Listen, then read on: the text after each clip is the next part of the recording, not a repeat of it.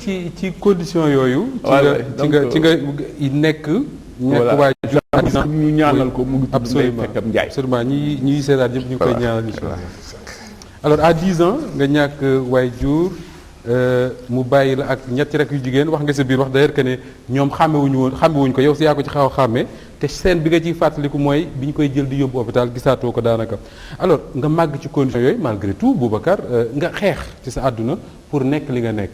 bari na foo jàngee bu may revisiter un peu des étapes de ta vie gis naa écoles yi nga jaar yëpp retenir ci Parcelles Assainies yi ci xale yeneen drame la yuy marqué bi mooy prof mat bi la doon jàngal ngeen xëy suba ñu leen dafa xaru beneen étape difficile ci sa vie déjà il s'appelait Pierre-Louis Elie Pierre-Louis Elie. Je ne sais pas ce qui se rappelle en 1990 am na benn tubaab bu xar woon Louis Pasteur. Voilà lui immeuble boobu la dëkkoon. au 10e waaw tubaab la. il était notre professeur de mathématiques. terminal C au lycée Lamine Gueye. li tax mu marqué woon moom daf ma bëggoon. souvent c'était un comédien dafay ñëw ni ma yow tu connais tout soo xamee lépp tu veux que je devienne un chômeur parce que lu ma bëgg a wax rek yow xam nga ko.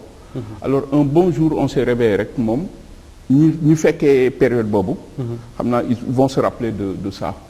alors au 10e le xaroom mu defoon ma choc parce que daf ma bëggoon daal moom. 10e étage Louis Pasteur au lycée Lamine Gueye la ñu yore woon.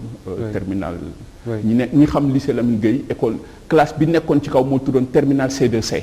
waaw man foofu laa ko defee. mu xaru noonu te kenn xamul leen lu tax dañu xëy suba rek ñu ne leen xaru na. c'est pas am na ñu wax problème de famille. mais ça a étonné tout le monde parce que dafa nekkoon koo xam ne su duggee ci classe bi day reetaan loo jëpp. voilà c'est plein de vie comme on dit. voilà suñu posé question par exemple moi quand je répondais day tëb daal di fekk ni voilà tu veux que je devienne un chômeur parce que là et cetera nit ñi di reetaan daal. alors bizarrement un beau matin effectivement moom noonu la xaroo. d'accord et là ça fait un choc. ce choc là très vite ñu dépassé ko. ngay continuer di mener comme xale yëpp sa vie malgré absence su waajur wu jigéen du yomb jamais ba beneen étape muy 1990 nga def wut préinscription pour dem Strasbourg. waaw mais ba tey jii demoo. lan moo voilà c'est vrai donc il y a eu l'année blanche. Strasbourg ca France. voilà comme tout le monde li xew ci xale yi rek moo tax bi nga waxee ci Horizon Sans Frontières ak li tax may def lii. dafa bëri ay loo xam ni c'est bon nit ñi xam ko tey day servir même dans le cadre de la sensibilisation. loolu moo tax ñu bëgg ko revisiter. pour ñu xam lan moo tax voilà Horizon Sans Frontières. xam nga comme ni nga ko waxee j'ai perdu ma mère alors il y avait que des filles pour moi je dois réussir. moo tax il faut que nit ñi delloo yu réussite yàlla moo ko yore. mais moi je me suis battu.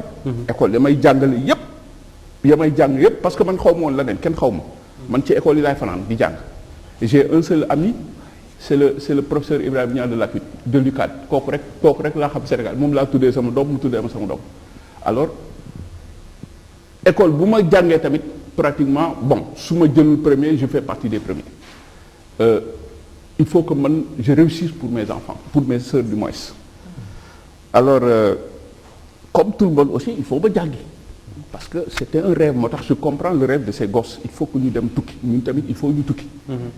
alors j'ai eu benn prescription à Louis Pasteur de Strasbourg à l'époque amul visa mais soo amee xaalis di nga dem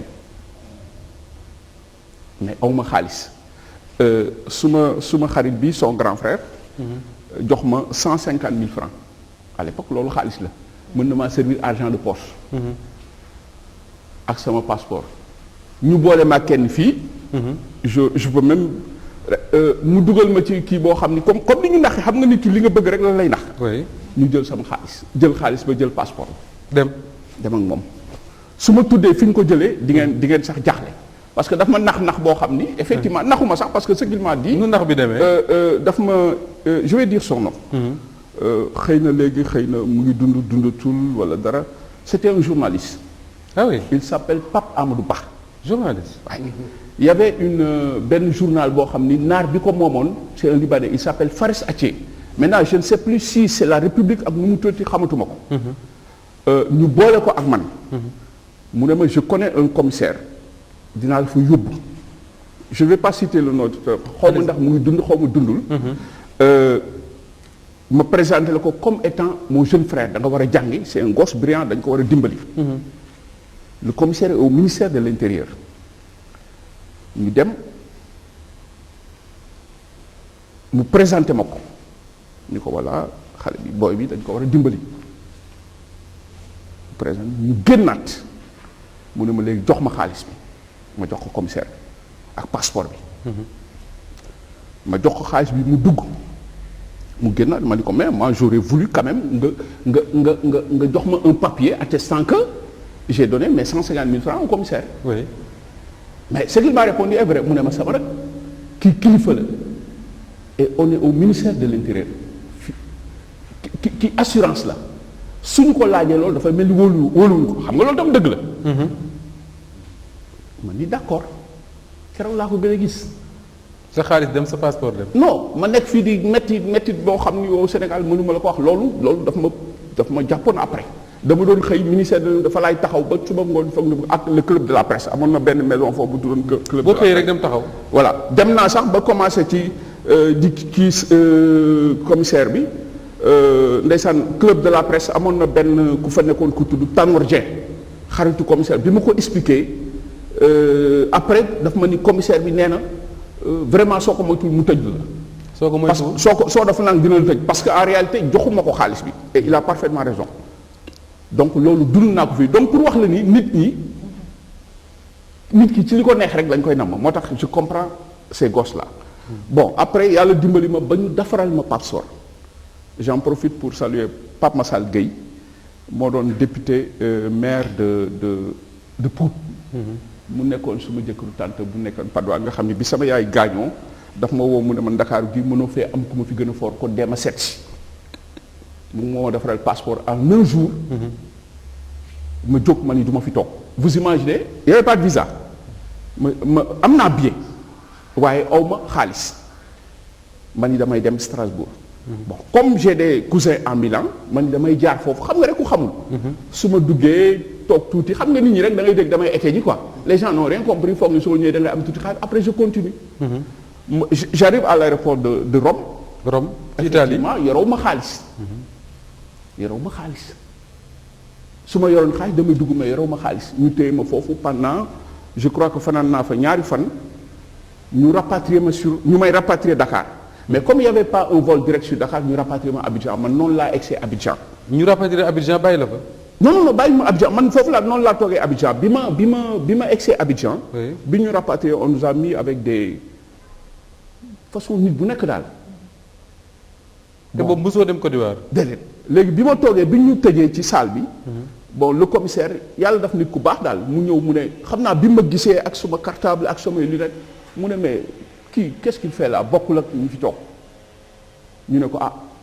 dañ koo rapatrier de fële la jóge parce que ñi si des ñii ngi rasta ñii ñu naan c'est des trafiquants de drogue c'était pas le même truc quoi. mu woo ma mu ne ma la xew man ko bon man lii mooy sama histoire quoi dama doon dem pour dama bëgg a jàngi bon j'avais pas d'argent ma ñëw ñu rapatrier ma quoi mais dama bëgg dañ may delloo Sénégal mu ne ma yow lan nga mën ko sénégalais mais vraiment bëgguma dellu Sénégal mu ne ma léegi yow lan ngay def man ko ah man de bëgguma dellu Sénégal mu ne ma xam nga fi ay mbokk man xam naa ko Treichville mais xaw ma fu ñu nekk. mais mu nekk ku baax ni ma añ lekk nga mën ko déedéet mu jëndal ma sandwich mu ne ma léegi soo bëggee ton vol part à 15 heures.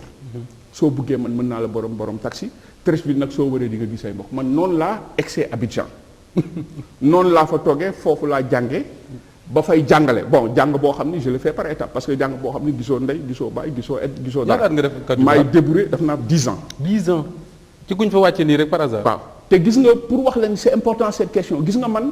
ba may dugg Europe. dañ maa génne ba may bëgg a dem Europe dañ maa génne mais gis nga bis bi may dem Europe yàlla yombal na lépp ba nga xam ne bëggatuma woon dem Europe.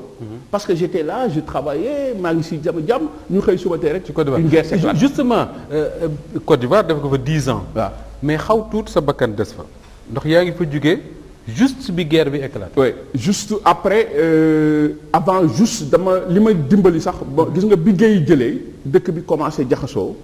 dafa am suma benn grand bu ma woo Air Afrique la doon nekk parce que bon comme j'étais prof damay jàngale des mathématiques c'est-à-dire que je donnais des cours partout. ñooñu nag généralement dañ ma doon ciblé pour ma jàngal seeni doom. ci la ñu xaritoo mu ne ma sama rek amoo jabar. amoo doom génnal dëkk bi day lakk. boobu guerre guñ. boobu situation bi xaw na jaxasoo c'était Guèye moo fi nekk kenn xamul quand on lui demande il dit que voilà day dem du dem les gens ont compris que dëkk bi day lakk mu ne ma comme ñun dañ fay yore njaboot xamuñu def yow rëccal nga dem man ko fu ma jëm mu ne ma tout sauf Sénégal soit tu pars aux États-Unis soit tu pars en Europe je me rappelle il me l'a dit vers les mois d'avril xaalis ba ma dencoon banque ma ni dëkk bi wóorul ma dem jël benn partie bi denc sama kër benn partie ma bàyyi si banque bi dem ni borom le directeur est-ce que si je viens au mois de juin parce que il faut ma jàngale ba mois de juin mais je refuse de corriger ni le BTS ni rien parce que damay dem mu ne ma non soo ñëwee di nga fi fekk sa xaalis et effectivement c'est comme ça gis nga bi may dugal sama visa pour wax nit ñi à travers votre émission yàlla dafa noppi wër naa fi visa Sénégal jël nañ fi sama xaalis sonnal nañ ma mais gis nga jour boobu c'était un jeudi du ma ko fàtte dama dugal sama visa si suba si 16 heures mu génn c'était un jeudi le samedi 30 juin 2000 du ma ko mus a fàtte ci laa génn Côte d'Ivoire pour dem Paris donc man ba may dem Paris bugguma woon tey je vais anticiper pour wax la ni yàlla noppi na je suis citoyen européen mooy léegi kenn dootuma dàq Europe espagnol nga. gis nga àddina nu mu nekkee processus pour wax la ni nit ñi à travers votre émission à travers tous ces candidats de l'immigration clandestine àddina jarul yàkkamti yàlla dafa noppi d'accord ñu delloo waat suñu bopp ci yàlla alors Boubacar avant ñuy jox bi tey mu wéyal yaa ngi wax ne yàlla dafa noppi. et que bi ngay dugg Europe lu la yomb la malgré tentative yi jafe yëpp. mais dafa am beneen étape boo xam ne également bu jafe la. mooy Milan. nga rencontré fa ay migrants yu bari. de diverses origines. rencontré fa également une femme bu tudd Cara Benoni. Carla Benoni te ñi ñu seetaan xëy na bëgg nañ loolu leer ci ñoom. waaw Boubacar xaw tuut. bu la yàlla suturalul woon. nga ma jéggalu ci ni ma koy waxee. nga nekk góor jigéen. il y a trop de tentation.